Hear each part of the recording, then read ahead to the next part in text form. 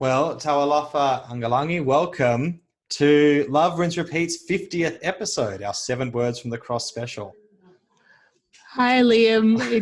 It's really lovely to be a part of this 50th episode celebration. Yeah. So just to maybe not everyone knows you because the other guests on this podcast special are previous guests, but you are our the first-time guest, and you're our look to the future, as it were. You and I knew each other, met through ministry formation. You are an ordained deacon in the Uniting Church of Australia, in Australia, and yeah, we met through that process of formation. Yes, that's correct. But I was also your, what do they call it? I came as your shadow when you finished up. my much more skilled successor. I think that's, yeah, you were working at Macquarie Uni for a while where I worked, and now you're in a different university. You're up in at Sturt University in Port Macquarie. Yes, and look, congratulations. This is a 50th episode, and the other thing is you really established something really wonderful as a ministry out there at Macquarie Uni. And I know you don't like to brag about that, but you established something really brilliant for the church, and those of us who shadowed some of that work. Well, thank you. Later on, we can sing me and my shadow together. That'll stand it and really drive the subscribers away. Great. Well, I'm so glad you're here, and this is going to be a fun chat. So I'll read the last words that we are talking about, which are found in John 19, 26 and 27. Okay. When Jesus saw his mother and the disciple whom he loved standing beside her, he said to his mother, "Woman, here is your son." Then he said to the disciple, "Here is your mother." And from that hour, the disciple took her into his home. Lofa, what do you hear in these words? Okay. There's a few things that come to mind. The first thing that comes to mind is the role of family is not limited to the nuclear family, but there is a communitarian nature that's being established here. And I also think about this, that when some interpret it as a new community and how the church should function, and those who were as a kid, I used to think, oh, okay, so I feel like it's those who have been abandoned will now have a place of belongingness. And not only that, they will have someone that they can refer to as a mother or as a son or as a sister. And I think that Jesus reminds us the importance of parenthood and the role of parenthood in this passage. I also think that there's something really powerful about verse 27 when the narrative strongly emphasizes, and from that hour, the disciple took her into the disciple's own home. There's a sense of urgency of the beloved disciple to respond to this gift that Jesus has given him. And at the same time, although we can't hear much of what his mother has to say, she somehow follows. There's a trust in what Jesus has given her as a gift as well. I mean, the beloved and Jesus's mother responds to Jesus' word as a gift, and there's an urgency to act upon it. And it tells us it was of high importance to them. So to move beyond the familiar people that we are connected to as family, but to extend that connection and love not only to those that we know in our community or the community of faith, but beyond. And just the last thing that I want to mention is that as a Tongan, when people ask me about family, I know that our understanding is totally different when we talk about family. Yeah. When it's family, I think about, okay, which side of my mother or my father's side. Family for us, Tongans, is more than just a nuclear family. It is your 6th generation or 7th generation cousins. It's really about community where you or those who are closely related or not closely related, somehow everyone can find a place of belonging in the order of the way that we see family and community in the Tongan Tongan context. Yeah, I think that's really helpful where it kind of maybe transforms the way that exactly a particular view, like in the West, of a very immediate family and who you owe something to, and then it extends, but what you owe kind of dilutes and dissipates the further it gets to once we're talking about cousins, let alone first cousins or second cousins or whatever. It's like, what do I owe to them? No, absolutely nothing. I might not ever meet them or do them. Like, I guess maybe I'll sign a card, or if one of them dies, I guess, I don't know. Or if one of them was in town, we might have an awkward afternoon tea, just because I guess we should, but like, there's not that much. But as you say, whereas in other cultures, in Tongan culture that you're speaking from, that there's a broader sense of attachment and connectivity and even just knowledge of a broader family, and then how that then transforms household and or what it means to go from one place to another where you know people and have family. Yeah, absolutely. And I think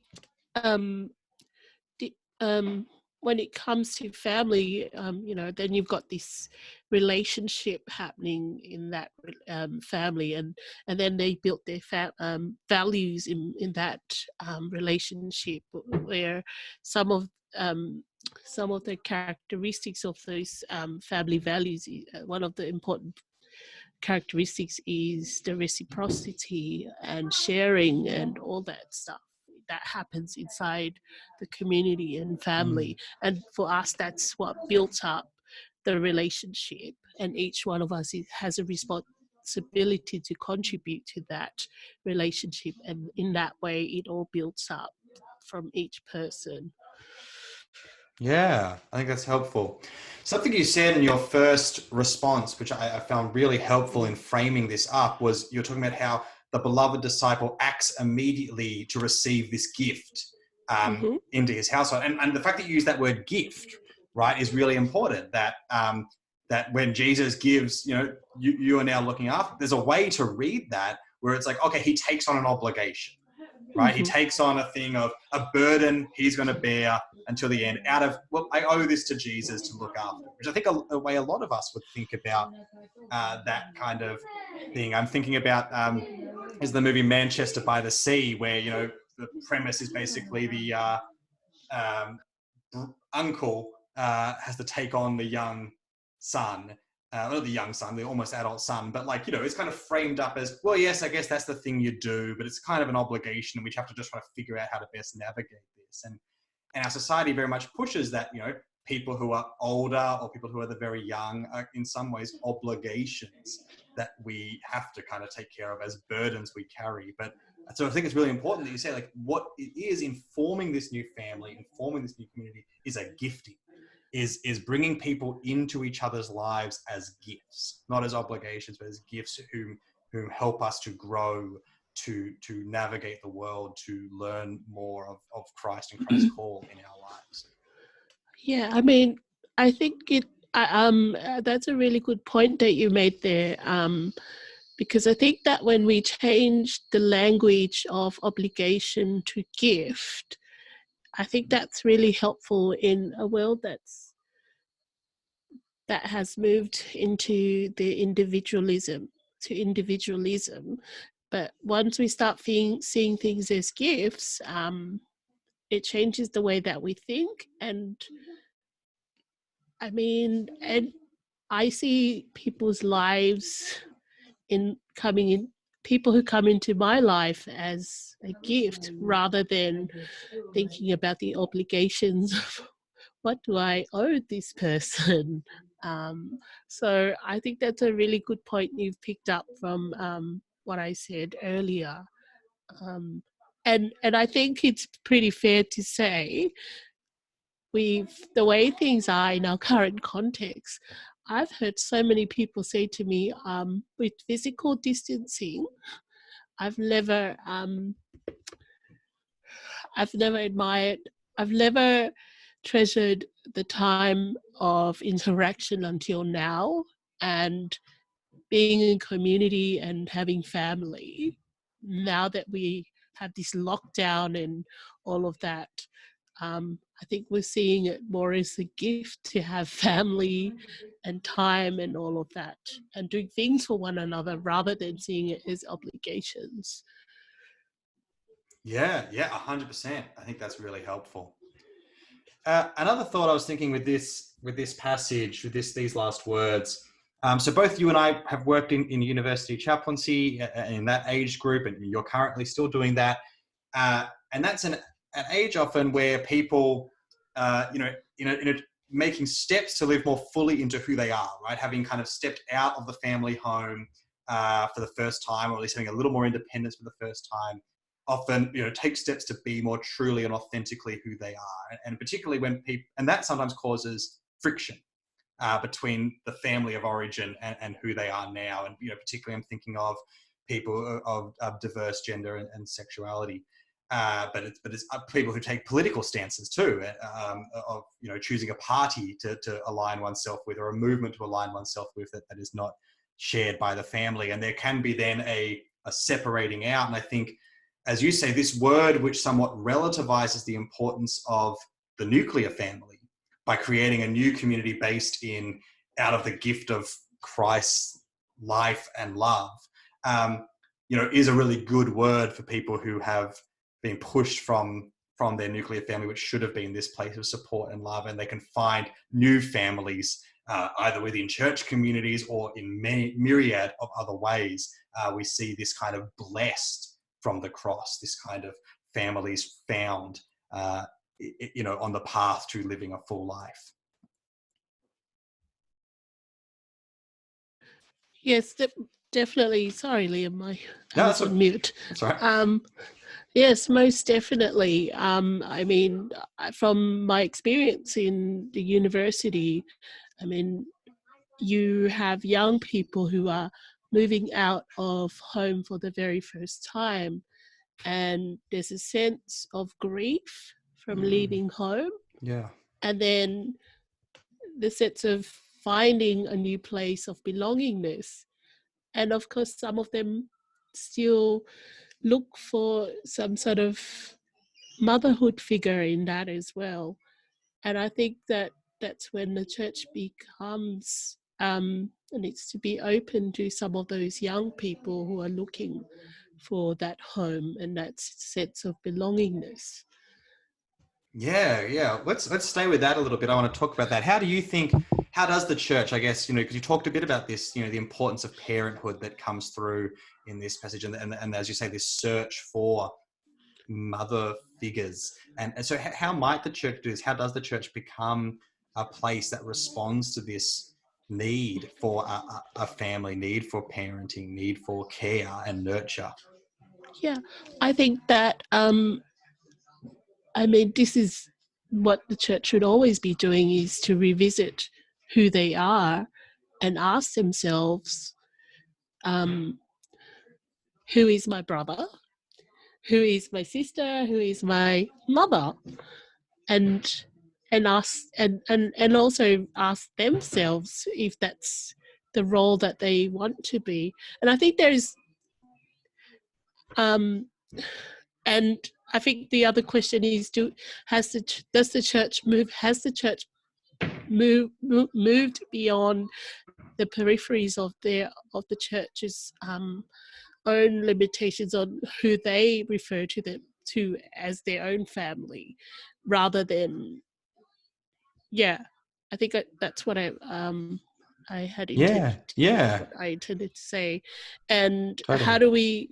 how can we respond urgently with creativity in this time? We can't physically do things, Mm, but we know that we can be creative in the urgency of response, in the same way that we see the beloved takes the mother home.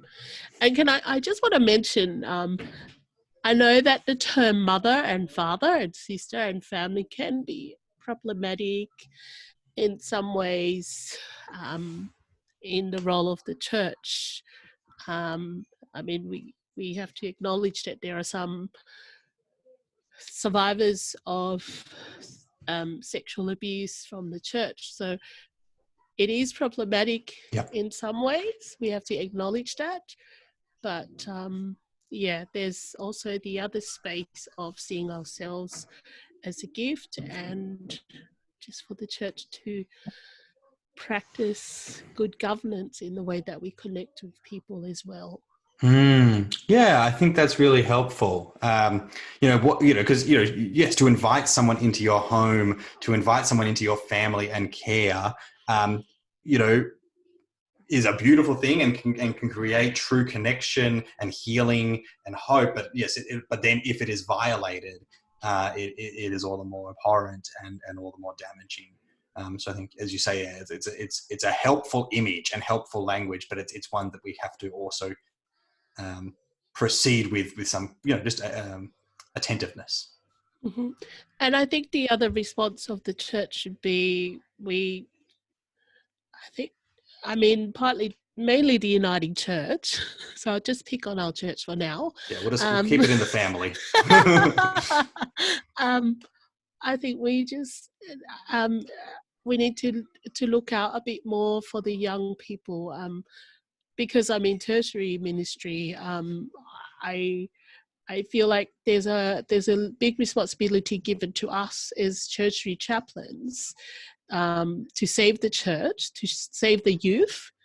But I think that responsibility should be taken up by everyone. It's not just for those of us in tertiary chaplaincy.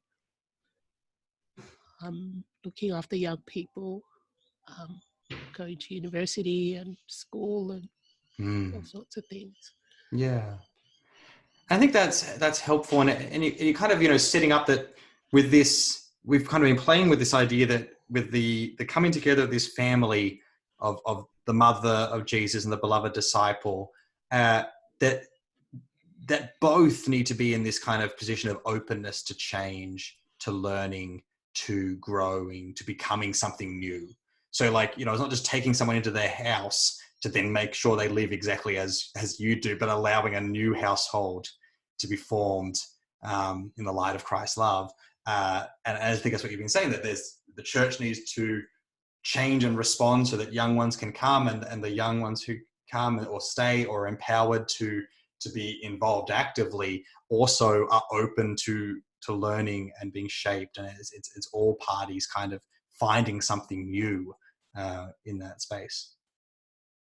Yes, most definitely. And I think, going back to the point that I made earlier, I think being in community, it's everyone has a responsibility in building that new home that allows everyone to have a place and to feel that they belong in that family. So yeah. Yeah. The one last little spot I want to kind of land on, just because it's been kind of sparking a bit, is that, what does it mean to hear these words, where we take two people who are different and take them now to be a family?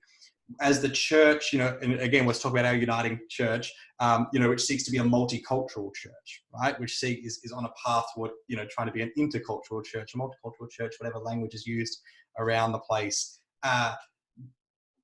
What do you have any thoughts on how this word, which establishes a new community, a new family, a new household, how that might illuminate or challenge or question how we think about this intercultural question, this desire to be a multicultural church, which, you know, again, we're talking about the Uniting Church, but certainly is something that I mean basically every church is, or at least should be, wrestling with.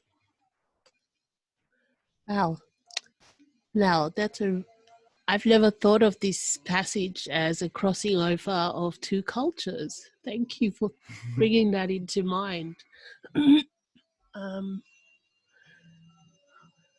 I think I'll go back to the point of asking, who is my neighbor?